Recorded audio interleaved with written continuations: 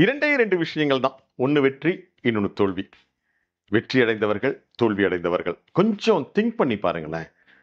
வெற்றி அடைந்தவர்கள் எல்லாமே என்ன சொல்லுவாங்க அப்படின்னா, தொடர்ந்து உழைத்துக் கொண்டிருந்த உழைப்பு, இதுதான் என்னுடைய வெற்றிக்கு காரணம் அப்படின்னு சொல்லுவாங்க. ஆனா இதே அவங்கள சுற்றி இருக்கவங்க, தெரிந்தவங்க என்ன சொல்லுவாங்க?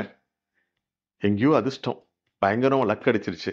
அதனால தான் இந்த அளவுக்கு ஜெயிச்சுட்டான், இந்த அளவுக்கு பணக்காரன் ஆயிட்டான்னு சொல்லுவாங்க. அதே மாரி தோல்வி அடைந்தவர்கள பாருங்களேன். அவர்களுக்கும் இதே மாரி தான் இருக்கும்.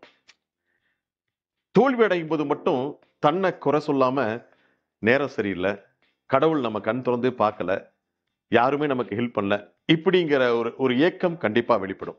அவங்கள சுற்றி இருக்கவங்க, எடுத்த முடிவுலாம் தப்பு தப்பா இருந்தா, அவசரப்பட்டு எடுத்துட்டான், சரியா எடுக்கல. இப்படிங்கிற மாரி ஒரு தவறான கருத்திலே குடுத்துட்டு இருப்பாங்க. ஸோ வெற்றி வந்தாலும் சரி, தோல்வி வந்தாலும் சரி, வெற்றி வரும்பொழுது உங்கள நீங்களே பெருமைப்படுத்திக் கொள்ளாதீங்க. நீங்க தான் காரணங்கிறத எங்கேயுமே சொல்லாதீங்க.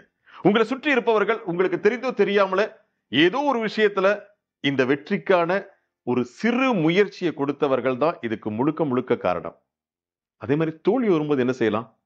தோல்வியும் வரும்போது தயவு செய்து இதே மாதிரி மற்றவர்கள காரணம் சொல்லாதீங்க.